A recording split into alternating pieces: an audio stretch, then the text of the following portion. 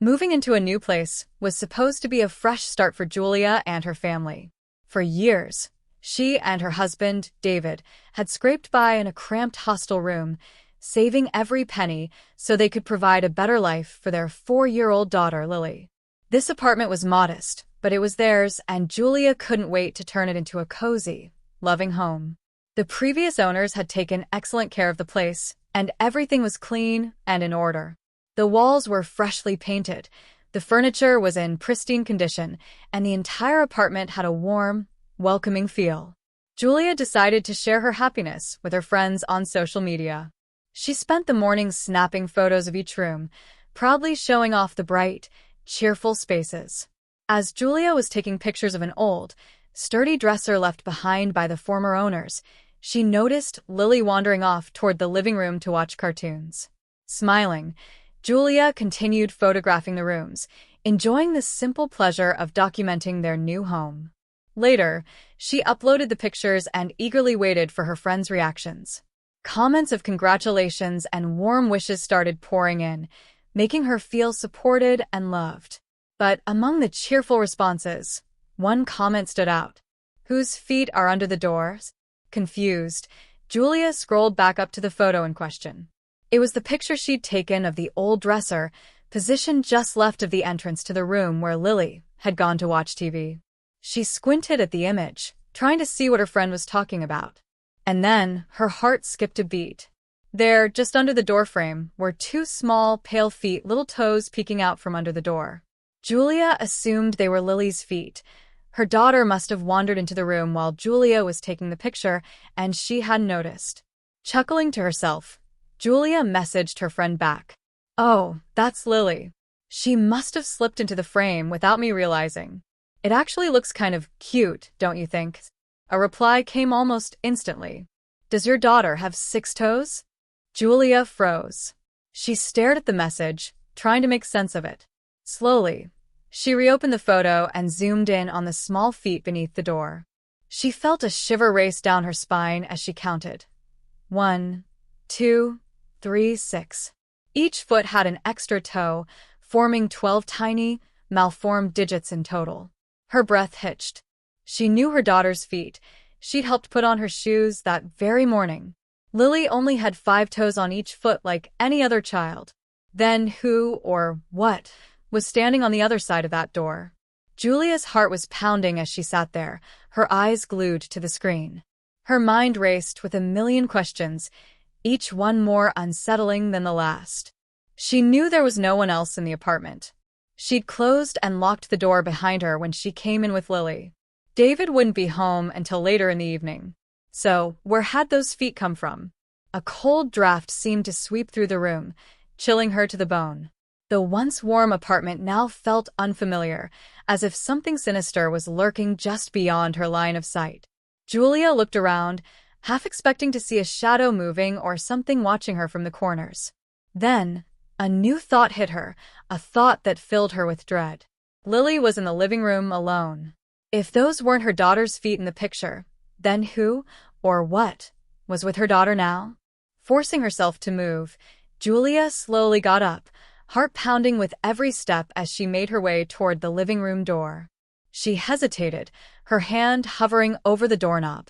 She felt a deep, primal fear, an instinct screaming at her not to open the door, not to see what was on the other side.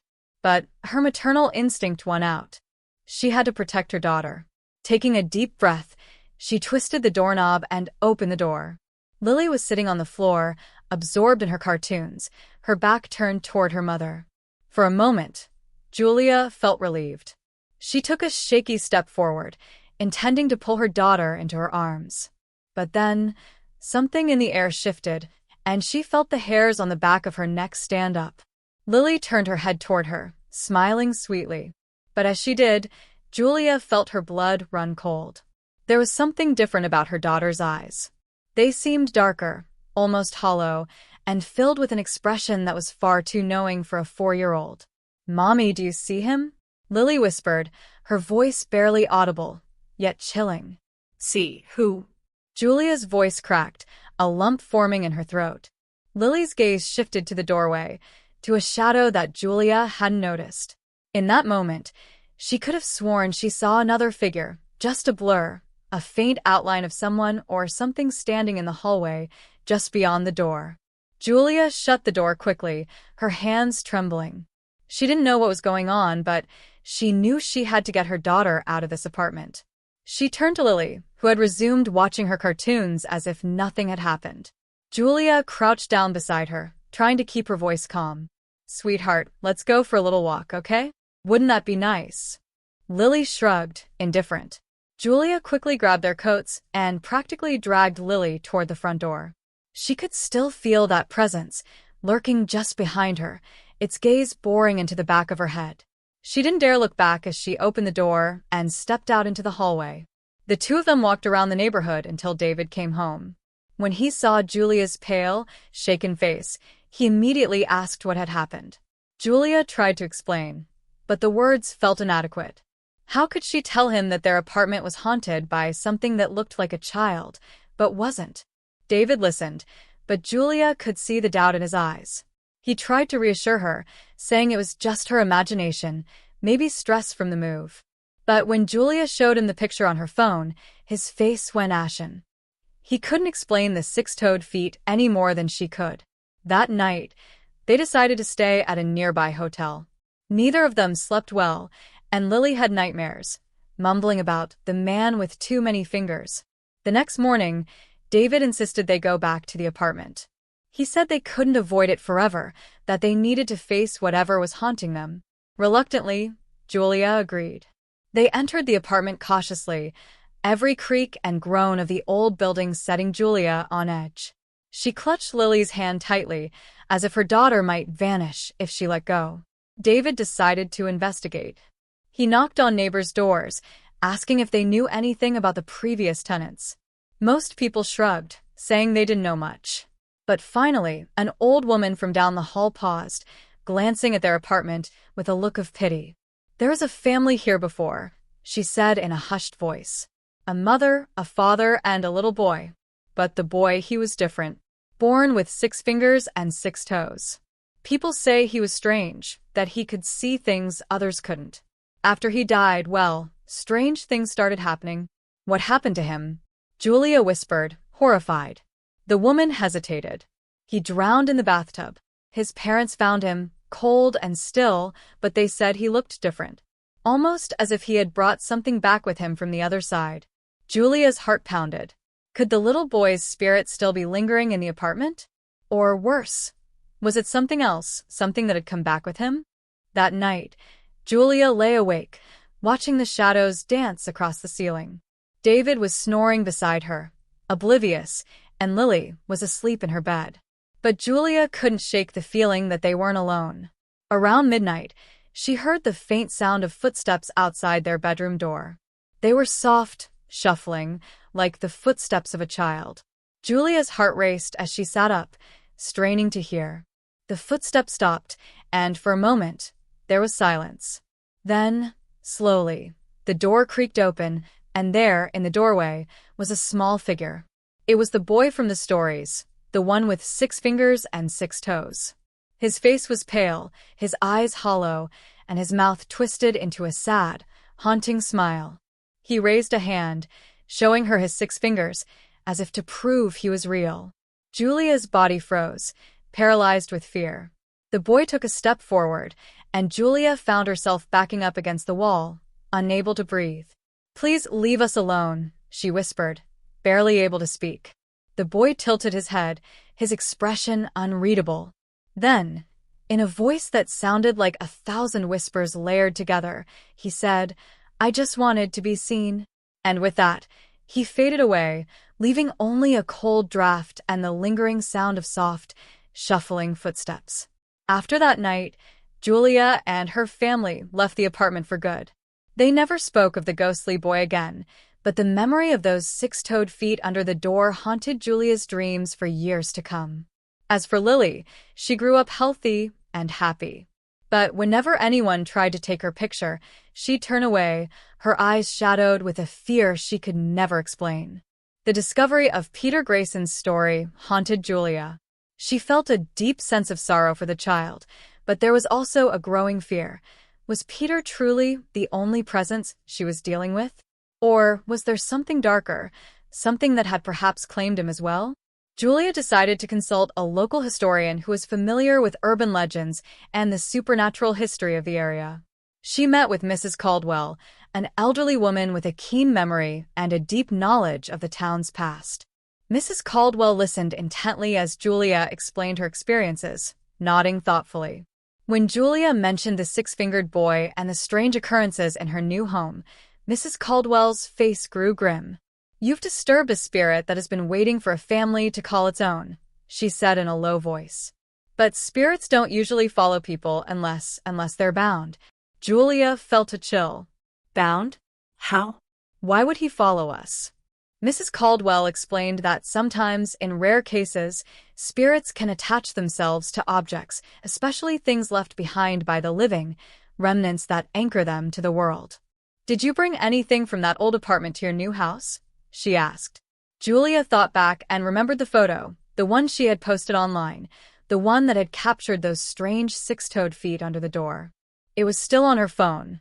"You need to destroy the photo," Mrs. Caldwell said urgently. "Delete it from all devices, from your mind, if you can. That photo is an open invitation, a bridge he's using to cross over into your world." With a trembling hand, Julia opened her phone and found the photo. As she stared at it one last time, she saw something she hadn't noticed before, a faint outline of a child's face peeking from behind the door, eyes hollow and watching. With a gasp, she quickly deleted the image and backed up her phone in the hope that it would sever the connection. But something told her it was already too late. After deleting the photo, Julia hoped the disturbances would stop. For a few days, the house was quiet. She dared to believe that they were finally free of Peter's lingering spirit. But soon, strange things began happening again. Faint laughter echoing down empty hallways, and the feeling of cold, small hands brushing against her in the dark. And Lily's behavior became even more unsettling. One evening, Julia found her daughter sitting on her bed, talking to someone who wasn't there. She was whispering softly, as if sharing secrets. Julia's heart pounded as she approached. "Who are you talking to, sweetheart?" she asked, forcing her voice to remain calm. Lily looked up, her innocent eyes meeting her mother's with a blank expression. "To Peter, Mommy. He's sad because he misses his home." Julia's blood turned to ice. "Lily, how do you know his name?" Lily just shrugged and went back to her conversation with the invisible boy. "He told me, Mommy. He said you were mean for deleting his picture." Julia stumbled back, horrified. How could her daughter know? She hadn't told anyone about Peter's name or the photo. It was impossible. But Lily continued, her voice taking on a strangely mature tone, almost as if it were layered with another's. "Peter says he doesn't like you, Mommy. He says you can't stop him." Julia watched in shock as Lily's gaze turned dark, her sweet expression replaced by something cold and unrecognizable. In that moment, Julia knew Peter wasn't simply haunting them. He was trying to possess her daughter. Desperate and terrified, Julia called David, who was at work. She explained the situation, her voice frantic, begging him to come home immediately. David tried to calm her, but he could hear the fear in her voice, so he promised to return right away. When he arrived, he found Julia sitting on the floor in front of Lily's door, visibly shaken. "She won't come out," Julia whispered. "She's talking to him. It's like he's controlling her." David, ever the skeptic, knelt down and held her hands.